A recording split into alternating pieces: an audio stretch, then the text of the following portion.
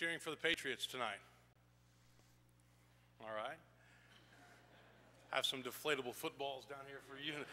How many are cheering for the Seattle Seahorses, as my daughter called them this morning? How many of you don't care and just want to watch the commercials tonight? Okay, good deal. Well, great to have you in worship. A couple of quick things that I'll tell you before we begin. 2 opportunities this week for you to come and participate in the life of the church. On Wednesday night, we'll have our next Missional Wednesday dinner that will feature the Nashville Food Project, which is a wonderful ministry that we house here on our campus up in South Hall, and they will prepare the meal and they will share what they're doing here in Nashville. So that's at 5:30 on Wednesday night, and the program will begin at 6. Then next weekend, we'll welcome a phenomenal speaker to Woodmont, Saturday morning and Sunday morning. His name is Will Keim. He was here a few years ago, but Will is a great speaker, great educator, travels the country. He is funny, smart, and you will be glad that you came to hear him. So if you'd like to come to the breakfast Saturday, call the church office, let us know, and then we'll also hear from Will next Sunday morning as well. Join me for a word of prayer this morning. Loving God, may the words of my mouth and the meditations of all of our hearts be acceptable in your sight. You are our rock and our Redeemer. Amen. So today we continue our series on Jesus, his life, mission, and message. And in Matthew chapter 6, we come to a subject that simply cannot be ignored when it comes to being a follower of Jesus, and that is the subject of money and possessions. I've said this before many times, but there's a problem in church. Whenever you start talking about Jesus and money, most people automatically think that you're trying to raise the budget for the church. Well, the church needs money. Make no mistake. We need money to do the ministry. We need money to do our mission, our outreach. Everything that happens at Woodmont is contingent upon your support. And at Woodmont, we're grateful when you support this church. Whether it's with an offering one week or a pledge, a tithe, we thank you for doing that because it does make a big difference.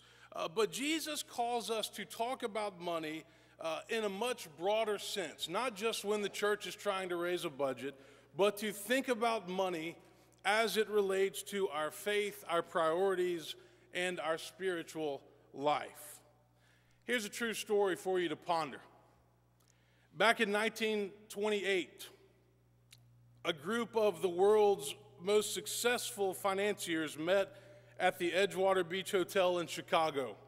The following executives were present at that meeting: the president of the largest utility company, the greatest wheat speculator in the nation, the president of the New York Stock Exchange, a member of the president's cabinet, the greatest bear on Wall Street, the president of the Bank of International Settlements, and the head of the world's greatest monopoly. Collectively, the guys that were at this meeting controlled more wealth than there was in the U.S. Treasury at that time. And for years, newspapers and magazines had been printing their success stories and urging the youth of the nation to follow their examples. Well, 25 years later, here's what had happened to these men. The president of the largest independent steel company, Charles Schwab, lived on borrowed money the last 5 years of his life, and he died broke. The greatest wheat speculator, Arthur Cutten, died overseas insolvent. The president of the New York Stock Exchange, Richard Whitney, served a term in Sing Sing prison. Member of the president's cabinet, Albert Fall, was pardoned from prison so he could go home and die. The greatest bear on Wall Street, Jesse Livermore, committed suicide. President of the Bank of International Settlements, Leon Fraser, committed suicide. The head of the world's greatest monopoly, Ivar Druger, committed suicide. All of these men that had come to this meeting in Chicago had learned how to make lots of money, but not one of them ever really learned how to truly live. 2 weeks ago, I submitted my doctoral thesis draft to the School of Theology at Sewanee. which was a great feeling, by the way. And now I'll eagerly await the feedback, and I can make revisions and corrections as they see fit. But I started off a number of years ago with a keen interest in the topic of faith and politics, the relationship between the two, and the challenge that comes when you preach and teach in a politically diverse context, like Woodmont, where we have people of all political parties in every end of the spectrum and everything in between. I wrote an article last weekend for the Tennessean talking about this challenge and how I think that there is an urgent need in our culture for civil and respectful dialogue between people that disagree on these polarizing issues. And if we can't do that in the church out of love and mutual respect, then I'm not sure what hope there is for the culture at large. But my advisors at Sewanee told me they thought that topic was too broad, of course. And so they wanted me to focus down on a more specific topic. And so I ended up doing a lot of my research on the subject of money and materialism and its relationship to the spiritual life. Why? Because Jesus had a lot to say about the subject, not just in the Sermon on the Mount, but throughout the Gospels. And it makes us uncomfortable because we don't like to talk about the subject of money, especially when the church is raising a budget, which we're not doing right now, by the way. I'll say that again. But this morning I want to share with you just a couple of the conclusions that I have reached over the past year in doing this research down at Sewanee for my thesis. There are roughly 40 recorded parables of Jesus in the Gospels, and half of those parables deal directly with money. Examples include the parable of the rich fool in Luke 12, the parable of the dishonest manager in Luke 16, the parable of the rich young ruler in Luke 18, laborers in the vineyard in Matthew 20, and many others. Jesus' words in the Sermon on the Mount alone make clear how serious he was about this subject and the importance of talking about it. Do not store up for yourselves treasures on earth where moth and rust consume and where thieves break in and steal. But store up for yourselves treasures in heaven where neither moth nor rust consume and where thieves do not break in and steal. For where your treasure is, there your heart will be also. No one can serve two masters, for a slave will either hate the one and love the other, or be devoted to the one and despise the other. You cannot serve both God and wealth. You see, preachers and ministers who avoid these texts at all costs are not giving a thorough representation of Jesus' life and teachings. Preachers who only talk about these texts when they're trying to raise a budget are using these scriptures for self-serving purposes, just to get people to give to the church. Money and materialism is a topic that is relevant to each and every one of us. The simple fact cannot be ignored. Jesus talked about this subject all the time. And so as Christians, I think we're called to wrestle with this subject, despite the fact that it might make us uncomfortable. Here's one conclusion. Money is a universal reality in life that has replaced God for many people. Money is a necessity in our lives. It takes money to buy a house, to pay bills, to pay rent, to buy groceries, to buy clothes, to raise children, educate children, operate a church, and so on. How we spend our money is a primary indicator of our values in life. Jesus knew that our heart always follows our treasures. When we invest in something, it becomes important to us. Think about that. The last time you got a stock tip from somebody, you had no idea what it was or what it did, but all you know is that when you put it in your smartphone and you see those three-letter letters, you want it to go up. You want it to be green. Somebody says, what does that company do? I don't know what that company does. I just want it to do better, whatever it does. Our heart always follows our investments. Issues of money transcend race and nationality and age and gender and class and other divisions. Now, money in and of itself is not bad, but how we view it and what we do with it is what matters. Friedrich Nietzsche, famous atheist, once predicted that Western culture would end up replacing God with money.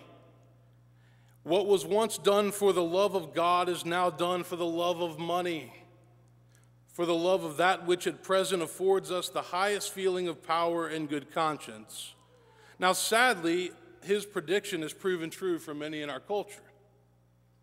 Presbyterian minister, New York preacher Tim Keller says this: money is one of the most common counterfeit gods that there is. When it takes hold of your heart, it blinds you of what is happening. It controls you through your anxieties and lusts, and it brings you to put it ahead of all other things.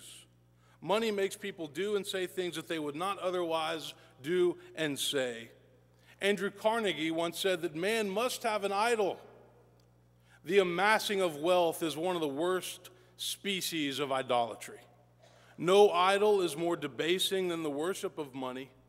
And Carnegie resigned from his business career early for this very reason, because he wanted to use what he had to help other people. The first commandment in the Decalogue that we studied this fall is clear: you shall have no other gods before me. And what did Moses find when he came back down from Mount Sinai?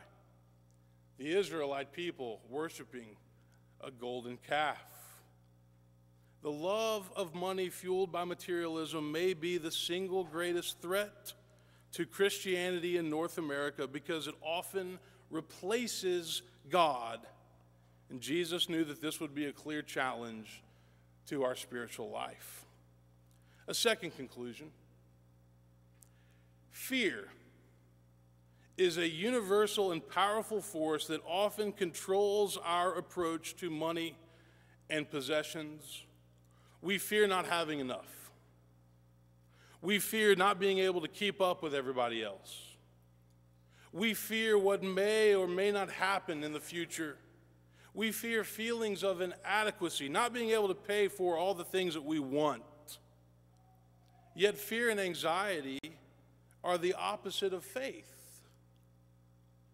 In the epilogue to his book, Enough, which is a great little book, by the way, Adam Hamilton provides 3 pieces of advice for learning to overcome fear in life. First, he says we're called to place authentic trust in God. Now, this sounds obvious, but how many people actually live their lives truly trusting God with all of their heart and soul? He says trusting God is the first key to overcoming fear.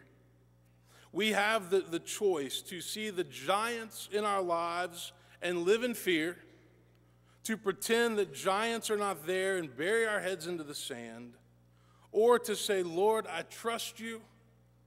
Bring something good from these difficult situations. Guide my steps and help me walk with you. Excessive hoarding of money and possessions is often a key indication of someone who lives in a constant state of fear. Ironically, those with very little are more inclined to trust God with the future because they know they can't secure it. Secondly, Hamilton says that we should consistently offer gratitude. We should be thankful people, not just at Thanksgiving time, but all the time.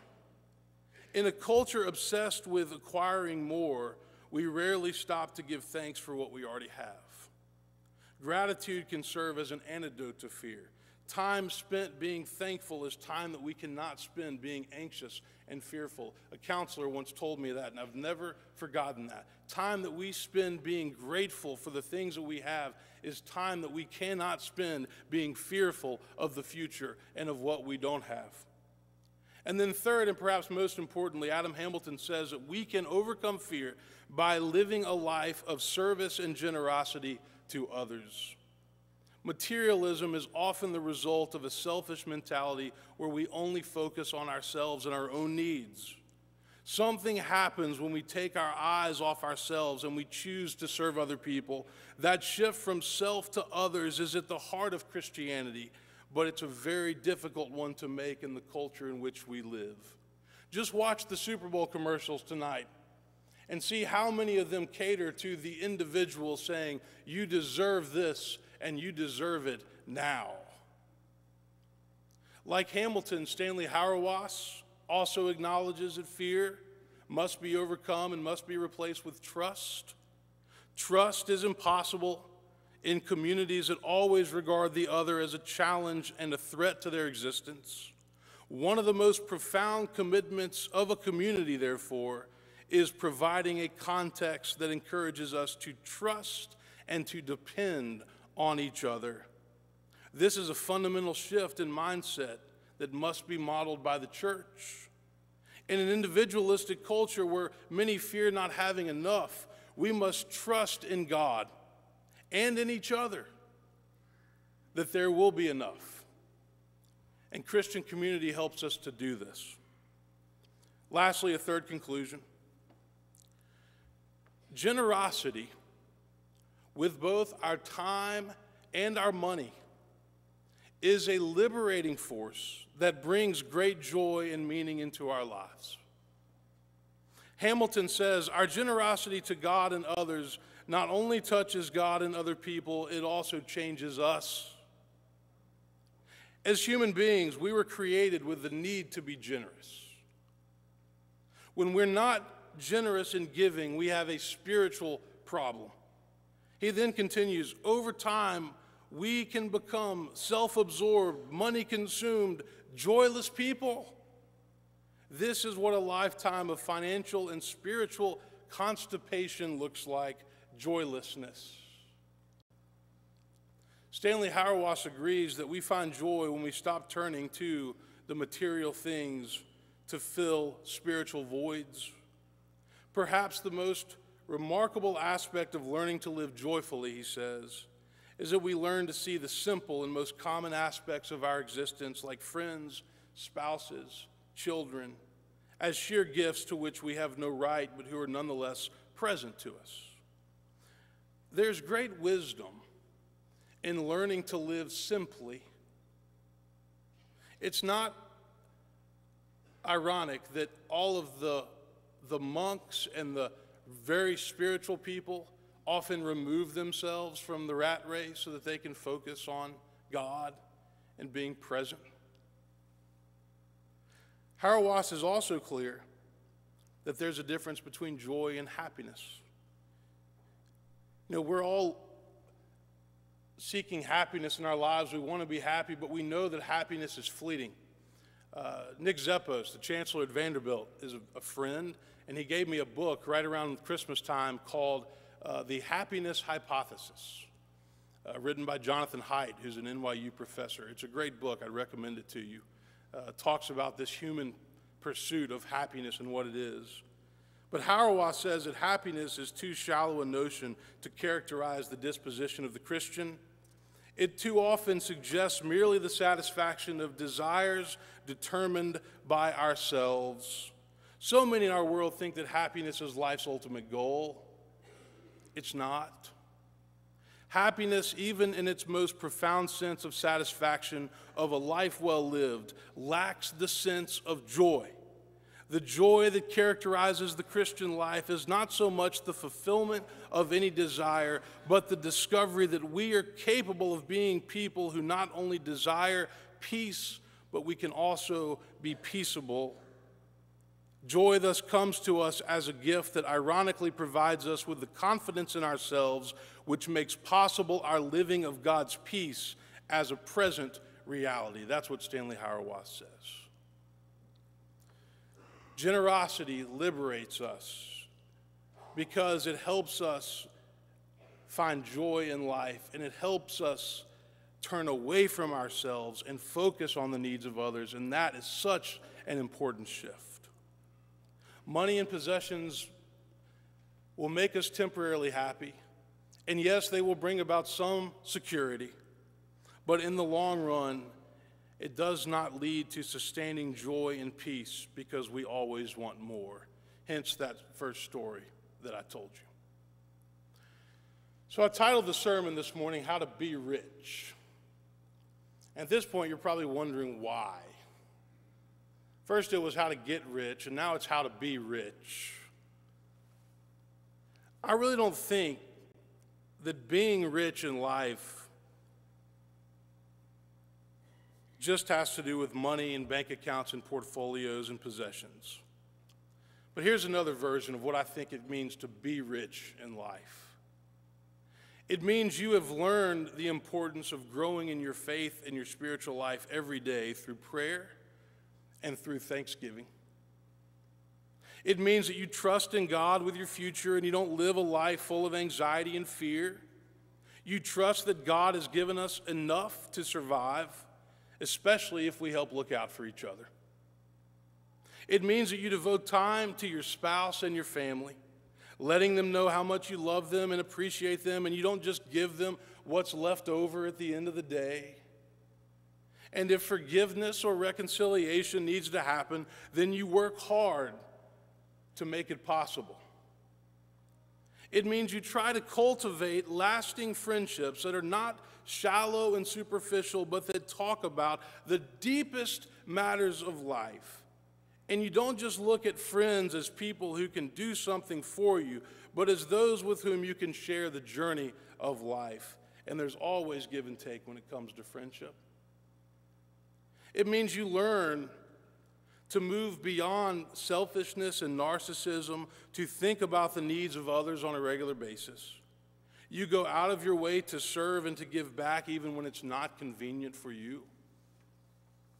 It means you work hard to cultivate the fruit of the Spirit that we find in Galatians: love, joy, peace, patience, kindness, generosity, faithfulness, gentleness, self-control.